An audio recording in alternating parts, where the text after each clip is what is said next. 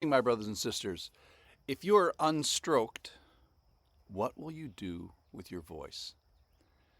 So today, we're going to just look back yesterday just for a second. And a couple of guys, blind men, got sighted by Jesus and then began to spread his fame, likely by their voice. So they were spoken of as a unit of people that couldn't see, and then they used their experience and their voice to spread the news of Jesus. I sort of got a big kick out of their disobedience because they spread his fame. Similarly, today, we are unstroked. We get to use our voice. We can speak right now. So hurry. How many more days do you have left? And how many more words do you have left? We don't know. All right, so we're gonna talk about the voice a lot today and giving praise to God and maybe giving encouragement to our fellow mankind people. But today the story starts with someone who is unable to speak. So this person is demon oppressed, manifested as a mute person.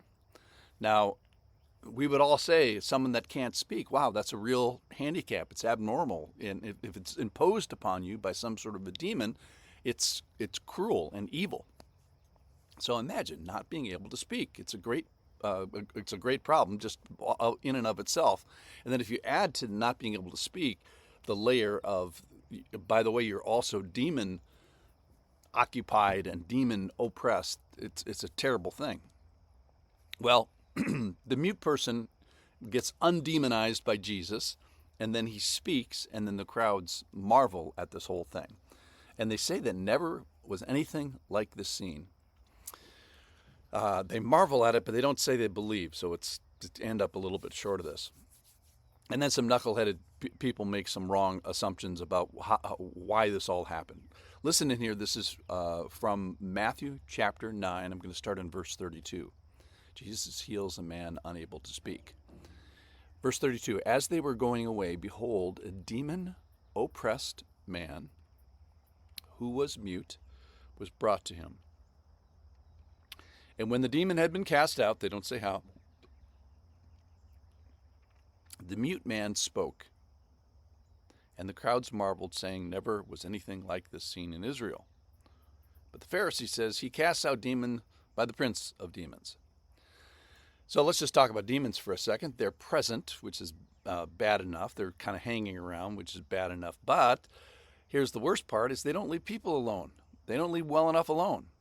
So how did it get inside of him, and how is he oppressed and maybe another person not oppressed?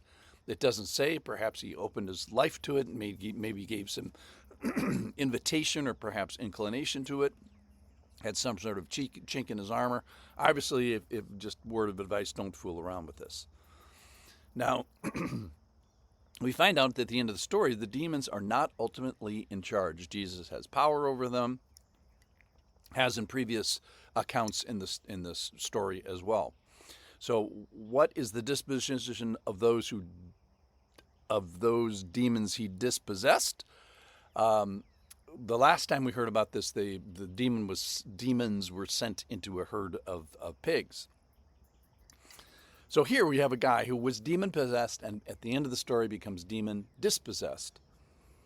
So there are demons. Who are they? They're spiritual forces of evil against mankind and against Jesus and his kingdom. And the power of Jesus is over a whole bunch of things. And the last time Jesus cast out a demon in a demon-possessed person, he did it with a single word, go.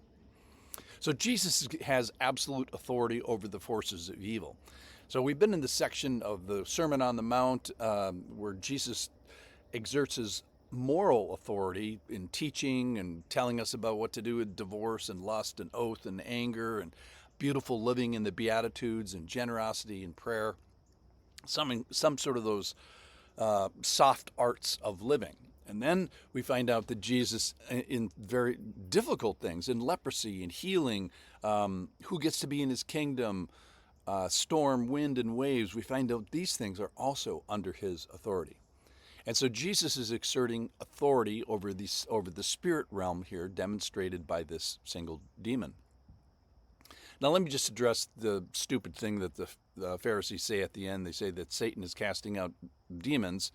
Well, in Matthew 12, a very similar thing happens. He heals someone who is mute and blind, and they accuse him of that he is Satan, and he says, every kingdom divided itself is laid waste, and no city or house divided against itself will stand. If Satan casts out Satan, he's divided against himself, so how will his kingdom stand? So he just smashes that absurd logic. So how does the Pharisee response make a little bit of sense? Well, either you have this spiritual thing, either you have to attribute it to Jesus and his goodness, but if I can't see or I don't want to see Jesus' kingdom, the only other choice on the market is their attribution towards demonic. So it makes just a little bit of sense. All right, so demonic influence manifests itself in different forms. Like here, it's not speaking. In Matthew 12, coming up, it's not speaking and not seeing. And earlier, a chapter ago, 2 demon-possessed men met him coming out of the tombs, and they were so fierce that no one could control them.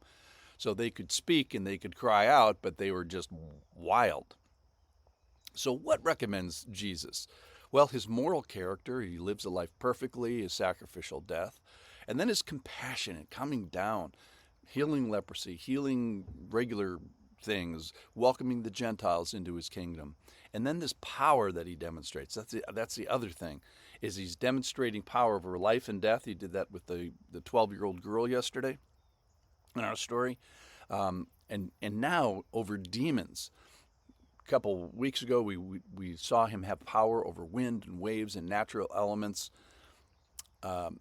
So let's just talk about speaking here for a second. You have power, you have a miracle in your mouth, you have speech to do what you will, so go and speak kindness, go and speak blessing, go and speak encouragement. If you lose your voice to stroke, it's a horrible thing, it's this great loss of identity, but we are unstroked today, so let's go use our voice now. I don't know how many days I have left, and I don't know how many words I have left, so let's give praise to God with our mouth and encouragement to mankind. Thanks for listening.